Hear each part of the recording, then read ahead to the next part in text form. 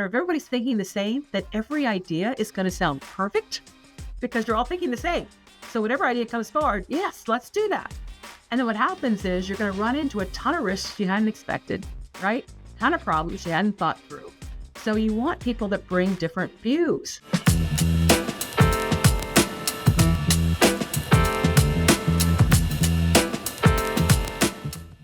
Welcome to this all-new episode of Boardroom Chats, hosted by Nationwide. I'm Elisa Gumbs, Deputy Chief Content Officer at Black Enterprise. On this show, we sit down with the Black directors at the pinnacle of leadership and decision-making in boardrooms across corporate America. We're extremely fortunate to have as today's guest, Fortune 500 board member, former CEO, author, and advisor, Shellye Archambeau. Throughout her career, she served on multiple boards, including Nordstrom and Arbitron, and she currently serves on the boards of Verizon, tech companies Roper Technologies and Okta, and Warehouse and Supply Chain Solutions Corporation, Lineage. She's here today to share her views on the importance of board service and how she found her voice as a corporate director. Shellye, thank you for joining us for this episode of Boardroom Chats. Absolutely. Thanks for having me, Lisa. Been looking forward to the conversation. Before we get into your board service, tell us about your career journey leading into it. You had so many really impressive roles. Oh, well, thank you.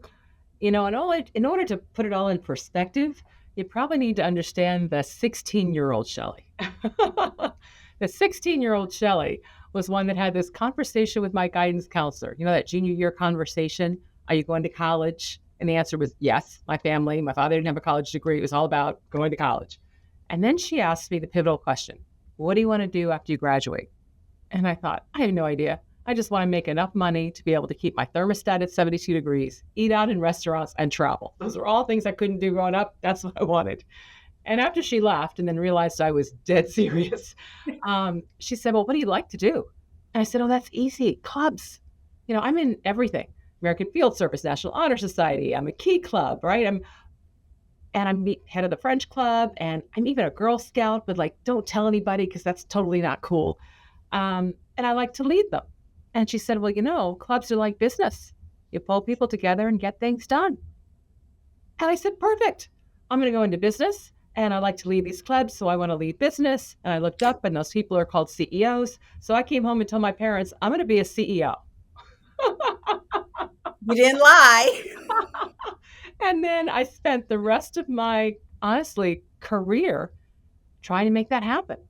And along the way, here I am in my early 30s, and I'd heard about, members of the board, but only kind of tangentially. And then I learned that, wait a minute, the CEO reports to the board of directors. The board hires and fires the CEO. I want that job too. So I added that to my goal list.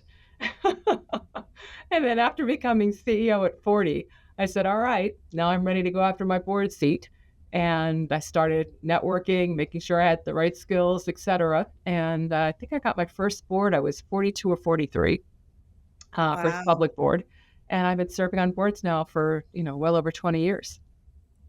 I know ambition is one of the big words of your career and your professional brand. And I love that you talk about it at 30. I mean, most of us in our 30s are still trying to figure out our 401ks and how we're going to save for retirement. I don't know anyone who in their 30s has been talking about that. Did you have mentors who put you on to that? Was it just, part of your long-term career planning that you were figuring out the different rungs you were going to hit? Where did that even come from? Yeah, well, I think it's a combination of things. One is I learned early in life that the odds weren't in my favor. And so the best way for me to try to make something happen or to get something I wanted was to figure out how to improve my odds. So I've always been planful. I've always been intentional about, all right, what is it I want? What do I need to do to get there? And what can I do today to actually improve my odds to make it happen? And because of that, whenever something came up that I then put on my list of, one day I want to do this, I then start trying to figure out, okay, what does it take to actually do that? And what do I need to do now? Now, mentors helped because I mean, I don't know the answers to any of those questions, right? No idea. Oh, board. How do you get on a board? I have no idea. So you have to go do the research and talk to people. And fortunately, along the way, I've absolutely had a lot of people that given me great insights, help, support, all of those things. And it's all needed. I like to say, no one accomplishes anything of significance all by themselves. No one. So don't think you're going to be the first. Ask for Right. help, take help, seek help. That is so true. So I know, I mean, you just told us that you're purposeful and planful. I'm sure you had a plan. Do you remember what that plan was, like the steps that you took to pursue getting your very first corporate board position? Yeah. So I started doing the research in my 30s, and doing the research, I was like, all right, so who are these board people? And what does it take to be on a board? And when I did the research, you have to remember, this is back now in the early 90s. Um, is that right? Yeah, it would have been. And so when he did the research, first of all, it was clear the odds were in my favor to become a board director. You didn't see a lot of Black people there serving on public boards. You didn't see a lot of women serving on public boards. And when I looked it up, the number one criteria that people looked for board members was board experience. And I'm thinking, well, this is a catch 22. How does that work? So then I also looked up, all right, so what skills, what are boards looking for? And one of the top areas were CEO or CFO skills. And I was like, oh, good, because I'm planning to be a CEO. So I'm going to go after that one. And then it was areas of industry expertise or technical expertise, et cetera. So I was like, well, okay, fine. So it sounds like what I need to do is to get my CEO job. And then once I get my CEO job, I need to get on a board as soon as possible. And the reason I thought that was I thought if I get on a board, and it didn't frankly matter the size, then I would have board experience for when I was actually interested in making that more of my career than an add on. So I thought, if I can get my CEO job and then get a board seat, then by the time I'm ready to truly serve on boards, I'll have lots of experience. And therefore, it'll be easier to compete to get on board roles. And then when I became CEO and finally got my arms around that job, then I started putting in place my board plan. And the board plan was tell everybody that I was interested in serving on a board, because you never know who can help you. Try to get introduced to the recruiters so they know who you are when they're looking at board seats, and then make yourself a bit more visible so people can see who you are, what you do, what you know. And then make sure you identify what are the top skills that you bring. It doesn't help if I just say, hey, I'm Shellye Archambeau and I'm interested in a board seat. Okay. It does help if you say, I'm Shellye Archambeau and I've got 20 plus years of experience in technology. I'm great at transformation, global industry. I've worked and run businesses internationally. Right now, I create my sound bites so that when boards are looking for roles and they're like, we want someone who has technology experience, knows the international markets, right, et cetera, then they think of me because I've mentioned skills versus in general. So figure out what those skills are, and it can't be everything. Because if you say you can do everything, people remember nothing. So 3, come up with 3 things and just say them over and over and over again so that people remember who you are and how to think about you. That is amazing advice. And it segues so well into my next question, which is that, you have now, but at that point, even had significant background in tech. At the time, you were the CEO of a tech startup. And when you were in consideration for that first board, how did you position that tech expertise? So that wasn't that hard. So here I was in Silicon Valley, and I was CEO of a software company. But the good news for me, and what really separated me from other people who were also running, tech startups and coming from Silicon Valley, is most people in Silicon Valley don't have experience at scale. I had worked for IBM for over 14 years prior, and I'd run operations in the U.S. and overseas and managed, thousands of people and run multi-billion-dollar divisions. So I had scale. So what I was able to do to differentiate myself was to say, listen, yes, I know tech. Yes, I know the startup, right? Yes, I understand this whole world of what's happening in innovation, et cetera. But I also understand scale. And I know the challenges of trying to drive transformation, change, growth in very large organizations. So that combination made me unique. Mhm. And once you began serving on boards, did you find that your tech background gave you a perspective that your fellow directors didn't have? Yes, at the time that I started serving on boards, technology, again, remember, we're talking now then, this would have been the early 2000s. Boards were still trying to build technology chops. So coming on the board, no, there weren't very many people that had that experience. And it was one of the reasons why they were bringing me on the board. So that was a great differentiator and a great way to add value. Yes, and speaking of value, um, I think that we always talk about bringing our whole selves to any role, and that there are probably some very specific ways that you were able to add value because of your background in tech. What are the things that you feel that you learned in that space, and specifically leading a startup, that have really translated to the value you add as a director? Oh my goodness. I would say there's several. First, I'll call it just the startup piece. A lot of it is around product management and the whole innovative life cycle, right? How to actually create an environment that drives innovation versus an environment that meets expectations, Hmm. right? Which is very different. If you want to create an environment that actually promotes innovation, you have to give people the ability to actually fail, to try something, not have it work, and not feel like a failure. Because if they try something, it doesn't work, and you make them feel like a failure, guess what? They're not trying something the next time. And so all of a sudden, you end up in a very safe environment. You make safe decisions. And as a result, you're going to be beating the marketplace because other people are going to be taking some risks that you aren't taking. So creating an environment that actually drives innovation, where you allow people to think outside the box, try some things that are different, not feel that every time they make a misstep, that it's a weight that they carry that's going to drag down their careers. So that's not easy. So that's one. Two, in building and launching new products, it's just one of the areas that a lot of large companies struggle with, especially when they're areas outside of their traditional spaces. It's how do you think about product management? And how do you think about meeting the needs of the customer, not the ones that they're voicing today, but the ones that they're voicing today and what they will probably need or want in the future. And a lot of times, just doing, you know, research, just doing focus groups, people don't always know what they need. I mean, who knew we needed this, right? Until we got it.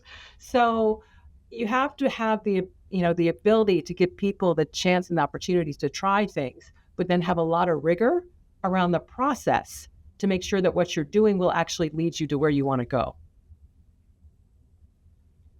Okay. And those sound like, I know that they're like foundational in Silicon Valley, the concept of failing and even failing fast. But when you translate that to scale and to these companies who are part of sort of the foundation of America, they tend to be much safer. They tend to be more conservative. They tend to not be risk takers. Is that a hard sell for you as a director? Sort of, how do you influence that kind of change at the board level? Hmm. It's really suggesting ideas. And when I say change, you're not trying to change them from who they are into a startup, right? So that's not the objective. But the objective is just to ask questions, right? And share perspectives that help them just broaden the aperture of how they might be thinking about things or how they might be approaching things. And it's also helping them, see around corners. And honestly, sometimes it's even connecting them with people, right? Or with resources that might be helpful. All of those things I've done and other directors do in terms of for their companies. But the other thing I think that's in addition to those aspects that I bring, the other thing that I've definitely brought just for fact of being a woman and minority is that perspective. It was interesting. I sat in, here I was in my first board. This was Arbitron, which doesn't exist today. It was bought by Nielsen.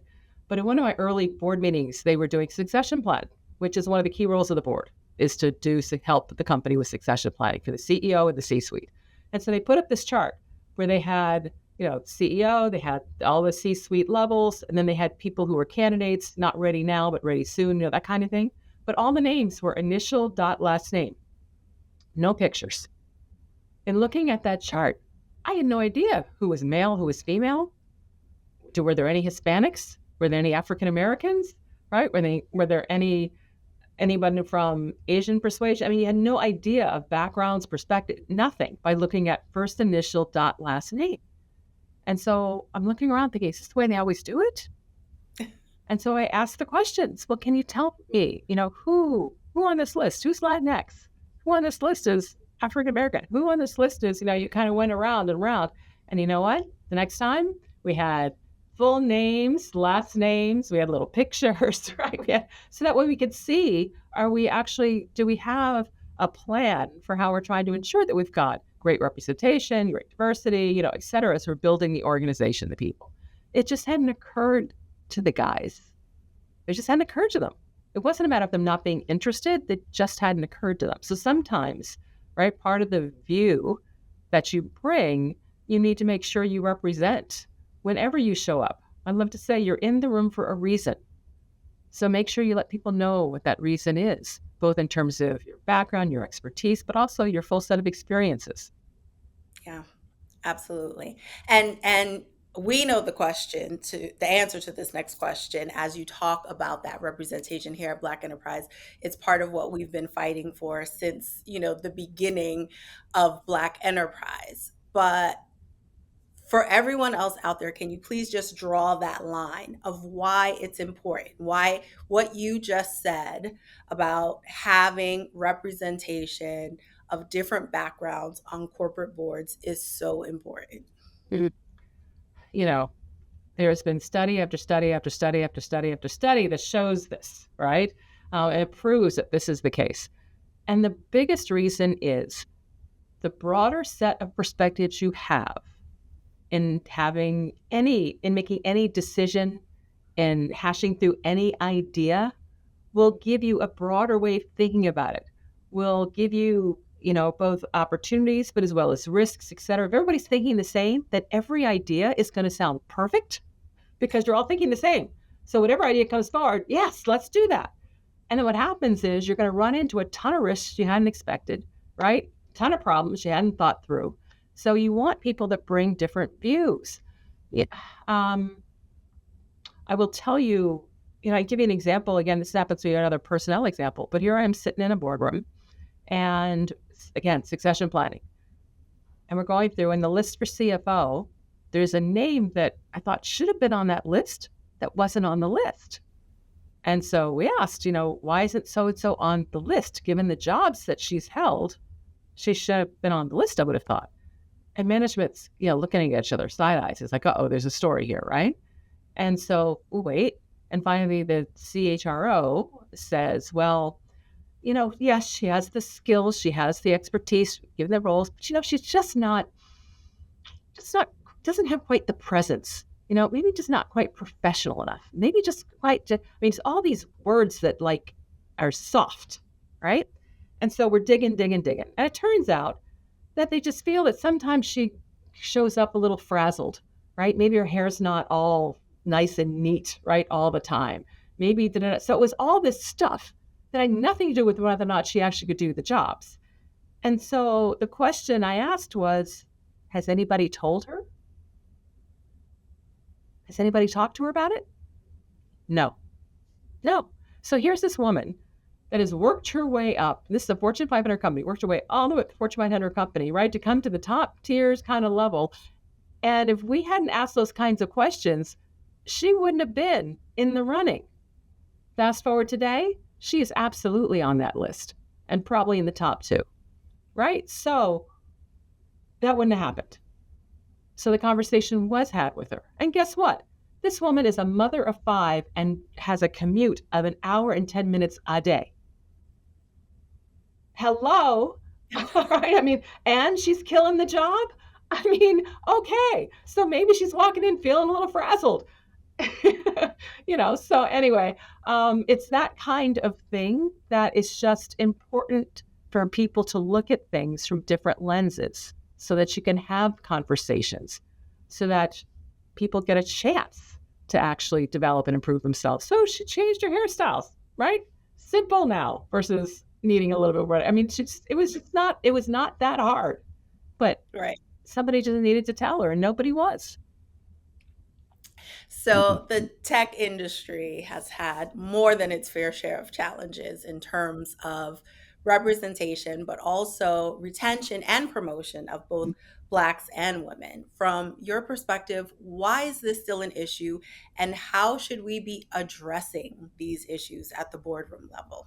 Oh gosh, if I had the answer, all the companies, right, would be perfect right now. So I You're don't like, I know. would have fixed I them all already. But what I will tell you is it's a long game. It's not a short game, right? A short game is you go and you just hire a few people in jobs and say, okay, boom, right, we've kind of fixed it. But what happens is that tends to be temporary. Those people don't always end up staying in those jobs because of things that might have been in place or not been in place, right? Cause challenges in what they're doing. It is a build up in terms of culture, opportunity, kind of from the ground up. And it takes tone at the top and intention to say, we want to make sure that our company looks like and reflects the people that we serve, right? Our consumers, our customers, etc. So how do we do that? You know, I like to say, is it hard sometimes to find diverse candidates? And diverse can be whatever category you want to put that in, because depending upon jobs, there's different things that represent diversity. Um, the answer is yeah, it is. So it's like having a child, right? And the child will come down and say, Mom, I can't find my sneakers. And you'll say, well, did you look? And they'll say, yes. And so you go upstairs to their room with them and say, well, where did you look? Well, I looked. They're not here, right? So what do? You go and you look under the bed. You open the closet, right? You check under the dresser. And sure enough, you find the shoes. Well, finding diverse talent is very similar. People look around and say, I don't see any. It's like, well, did you look? Right? So by definition, because representation is underrepresented, right? We're not going to show up in the masses and in the general areas and the easy places to look. So you have to look a little harder. So that's the message. But it takes intention. And so intention is all about leadership to say, all right, if you're trying to build diverse teams, then fine. You want to go places where you can find diverse talent and make sure they're just part of the pool of people that you are indeed trying to recruit. Now, I don't believe in quotas. I don't believe we said, okay, we want to hire 2 of these, 5 of these, 7 of these. That's ridiculous. But I do believe that when you're looking for talent, if you're truly trying to build diverse teams, that you want to make sure that the slates, your consideration pool, is indeed diverse. Yeah.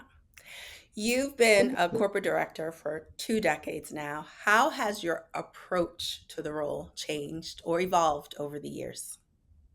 Oh goodness, when I first started serving on boards, I was so nervous. Here I am. I mean, walk into a boardroom. I'm in my early 40s. I am my first board. I think I was younger than the next youngest person by about a decade. Um, and I'm the only black person in the room. And other than maybe 4 or 5 meetings, I think I was the only female there for a while. So at any rate, all of that was like, and I'm learning and I'm feeling totally insecure and imposter syndrome and everything else. So I was super, conservative. And when I say conservative, meaning, okay, I think I threw my points all the way. I do the whole bit. It's when I spoke, I was absolutely, kind of ready and the whole bit. But honestly, now as a corporate director, it's the confidence, right? Confidence in 20 years. I should have confidence by now. But it's the other thing I think I brought to the role now is the view of, yes, I'm here to serve shareholders. Absolutely. I'm here to be helpful to the CEO and to management for sure. Right. And I'm here to help create the right environment at the board for us to be successful and productive. Yes. But the other thing that I also do in terms of trying to sit in the boardroom is also just make sure I'm bringing the employee and the consumer, view or customer view, if you will, to what it is that we're doing too. And initially, that was not high in my list because I was so worried about making sure I was doing those other things. But now it's the full piece, right, that I'm able to truly bring. We always like to end with dropping a gem, and I'm sure that you have tons of advice. You have a whole book's worth of advice, but I know you've got great advice. What advice would you give to tech business people, whether they're executives or founders, and especially those who are from the underrepresented groups we've been talking about, who one day want to sit on a corporate board? Yeah. Start building the skills that are going to matter and the experiences that are going to matter now. I can't tell you the number of people that, all right, they're getting into their, 50s, they're now thinking about retirement, or maybe even 60s, thinking about retirement, think, oh, I might like to serve on a board. It's like, well, that's great, except if you hadn't done the things that you needed to do in the last decade to actually build skills, experience, network, et cetera, to position you, it's going to be hard. It's a job. You are interviewing and competing just like you are for any other job. So be intentional about it. If you think this is something you want to do, wonderful. Do the research and then try to figure out, all right, what is going to be the best value proposition given my interest, my experience, what I've done so far to be able to compete for a board role? And then what do I need to do in the next 5 years, 10 years, whatever it might be, to actually get ready and strengthen?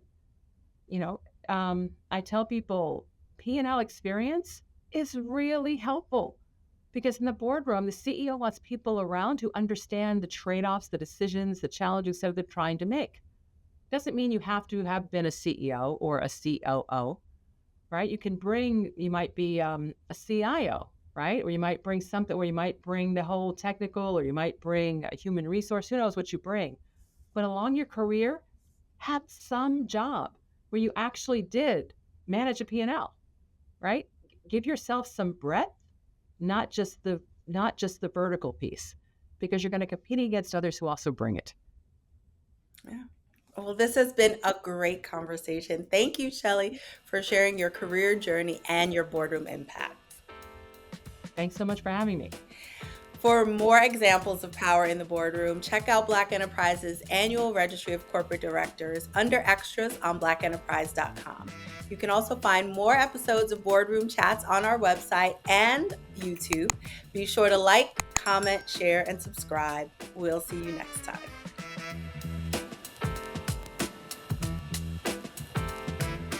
For more than 5 decades, we've had your back. Boardroom Chats and Black Enterprise have everything you need to elevate your excellence.